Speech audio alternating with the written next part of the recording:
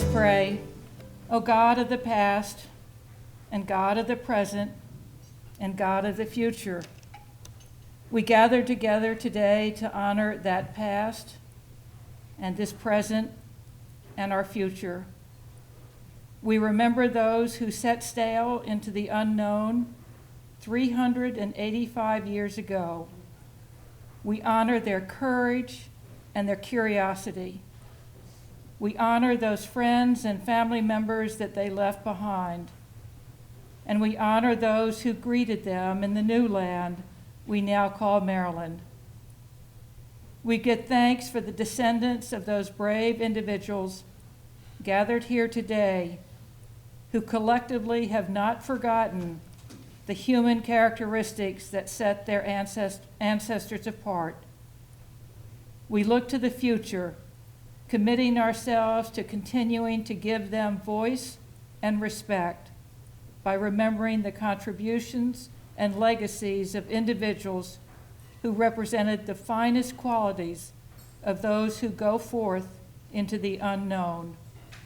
May their courage in facing uncertainty with faith and hope be a model for us.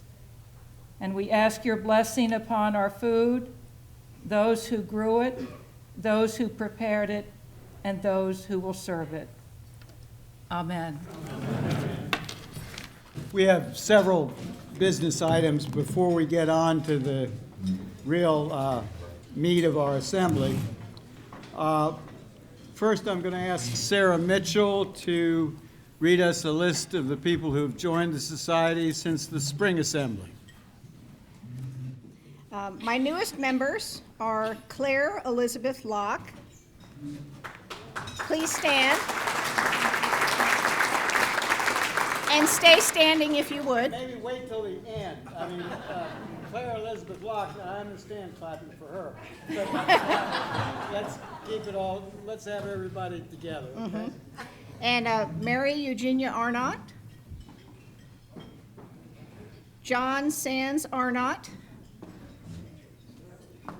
Hugh Jewett Marbury.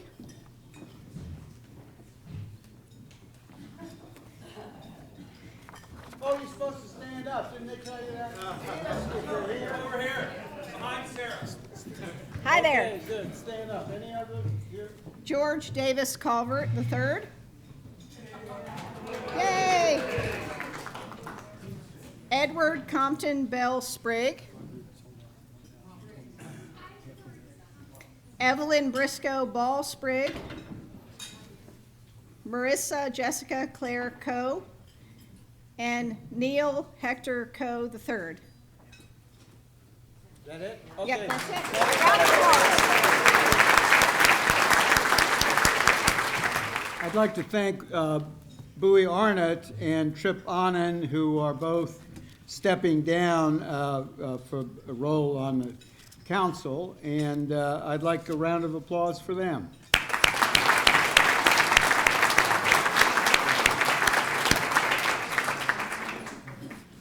I'm now going to ask our new secretary, Cynthia Johnson, on behalf of Truman Siemens, our chair of the nominating committee. The reason I have Truman as the chairman is nobody dares give him any guff, so we can get through any candidates we want between him and me. So it all seems to work out. Where's our secretary? The nominations for the officers and the council of the Society of the Ark Dove for 2020. Governor, Eugene Bowie Roberts Jr.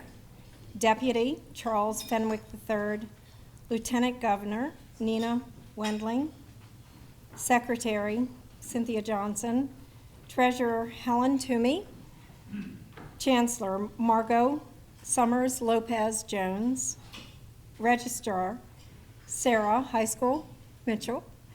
Surgeon, Heidi Egelhart III. Chaplain, Reverend Caroline Stewart. Council, Ann Scrivener Agee, Robert Brent, Brian Thomas Hessick, and Henry B. Thomas. Could you place the nomination? I will. I will nominate the Slate. slate as read. Good. All in favor, say aye. Aye. All opposed? Ayes have it. Good.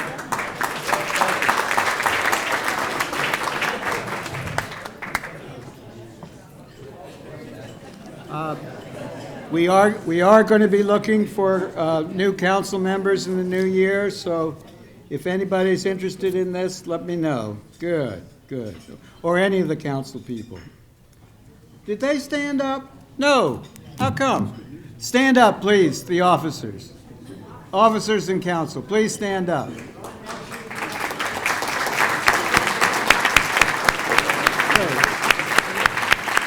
Isn't that a handsome group? You bet. Great. Small organizations like ours must cooperate with other organizations to work together and to get their things done. We cooperate with, I think, many organizations, and I think there are 4 in this room that I'd like to mention. First is the historic St. Mary's City, down in St. Mary's City. And there's something they wanted me to bring up, which is they have this cruise in January. And they didn't mention it to me until the other day. I don't think they want me to go on it. But any of the rest of you, I think, are welcome. And they have, we did an email blast out yesterday, I think. And also, there are brochures on the table, and it's going to follow the route of the Ark and the Dove. They never send me stuff. People have to tell me, are you going on Henry's trip? It's over here. No, they didn't send me anything.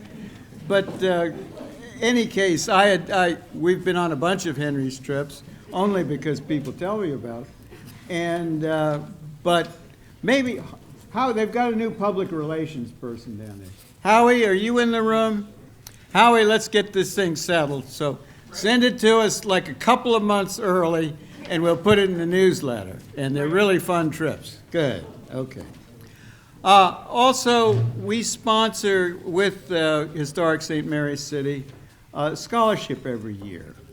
And this is not a, it's not this sort of, we used to do something with the college and usually fund somebody kind of sort of was interested in history, and maybe it'd be nice if they did something with history later on, maybe if they didn't. But now we work with Henry, and we get real scholars doing real Maryland history, and we are breaking new frontiers. And the third one we've got is here, Valerie Hall, and she's got a minute and a half to tell us what she's going to do. Maybe 2 minutes. Go ahead. Let's give her a hand. She's a PhD candidate at Maryland. Almost a candidate. I still have to take my area exams, so that'll be exciting. They don't know what that That's good. I'm a PhD candidate. I am a zooarchaeologist, which means I study animal remains from archaeological sites to look at how humans interacted with animals in the past. And at St. Mary's right now, I'm looking at the Calvert House site and the assemblage from that site in particular, but also from some surrounding sites that date from the fort period, so the very early 1630s, 1640s, through the 18th century. And one of the really cool projects that I've done so far, thanks in part to a fellowship that I received from the graduate school at University of Maryland, is stable isotope research, which is looking at carbon isotopes, oxygen isotopes, and nitrogen isotopes, which tell us information about the dietary intake from those animals. So I got some exciting results and can see a shift in dietary patterns from letting the cattle forage in the surrounding area to during the 18th century when the cattle were penned up and were eating primarily corn. So that tells us a lot about livestock management and the changing environment around the city at the time.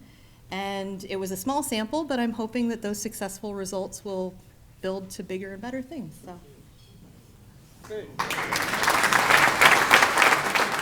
I mean, that's why we're different from other heritage organizations. I belong to a bunch of them.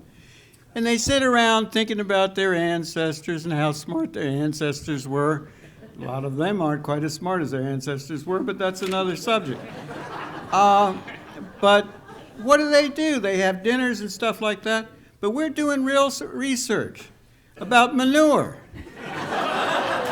Who else is doing research about manure? You know, manure matters. Put that on the back of your car. Okay.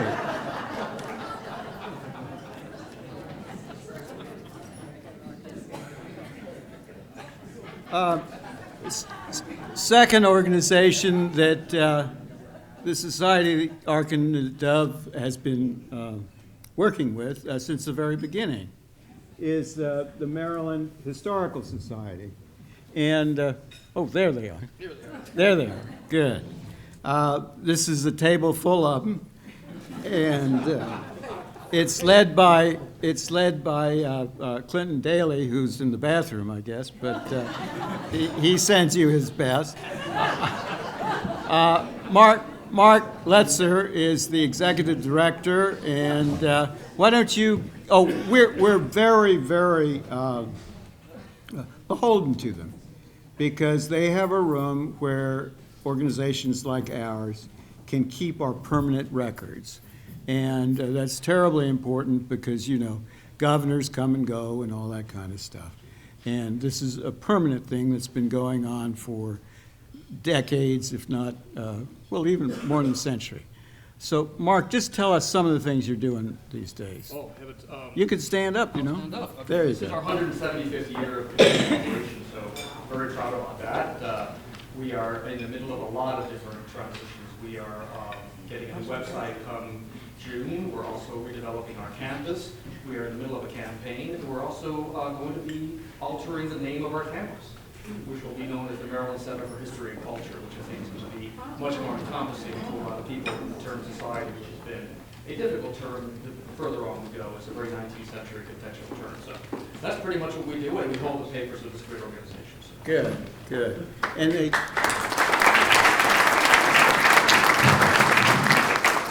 they have an absolutely extraordinary textile exhibit. I call it textile because it's mostly dresses, and men wouldn't go there if you told them that. And I wouldn't either, but I did go there, and it really is absolutely extraordinary. It's following history, you know, one step at a time, and Alexandra Deutsch did it before she disappeared up to Winterthur.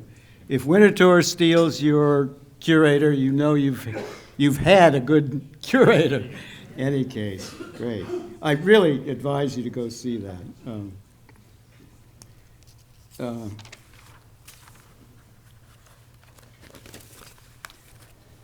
We have with us again Patrick Gossett and Howard Menaker from Riversdale. And why don't you stand, Patrick, will you stand up?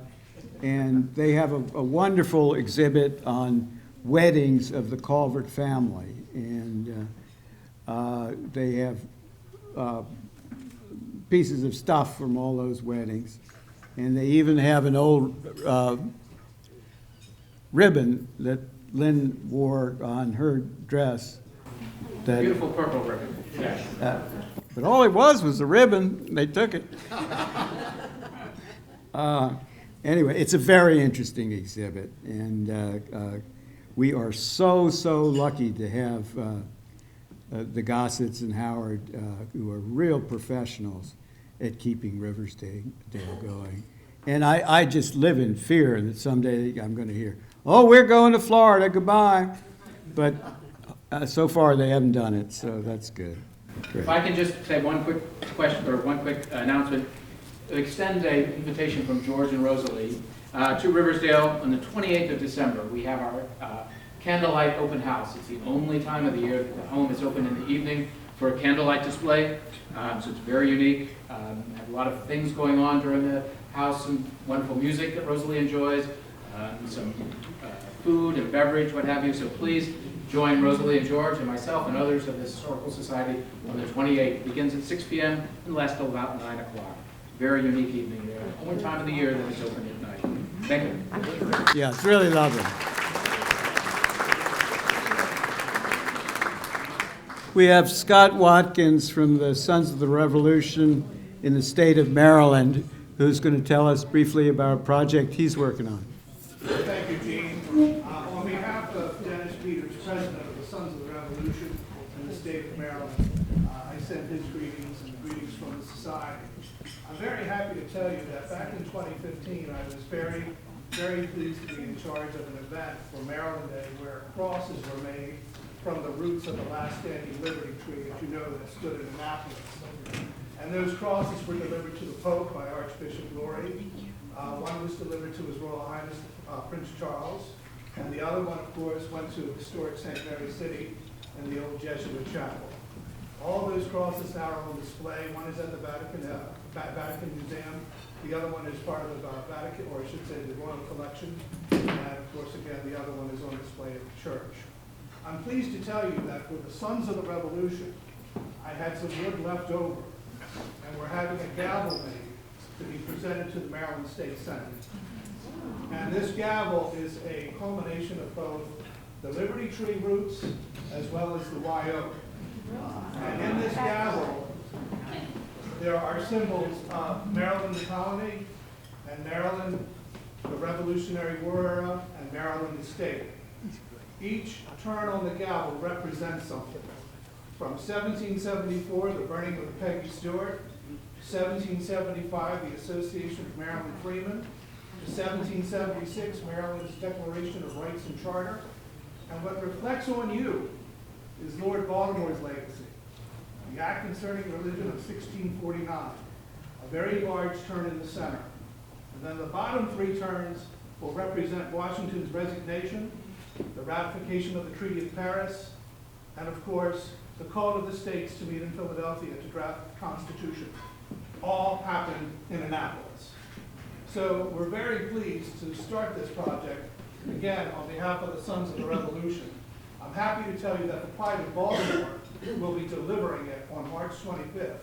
We will sail from Baltimore into the Annapolis Harbor and then march up to the State Senate to present it. There are other symbols that are involved with the gavel itself, but that's just the overall view. And we're very pleased to know that the Society of the Ark Dove, or I should say the Society of Ark Dove, are very much a very important part of the early history of Maryland, because it all started with you, and we're very proud that that one center turn does represent the Act Concerning Religion, as we all know, is really sort of the groundstone or the cornerstone of the First Amendment of the Constitution.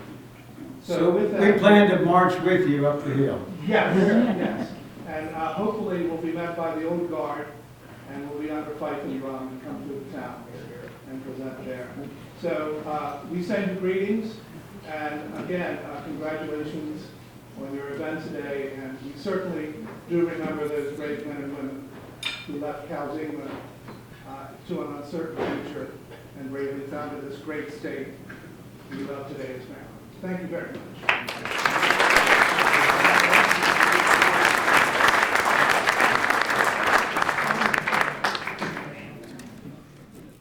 That's all the business stuff, and I'm not going to ask anybody if there's new or old business.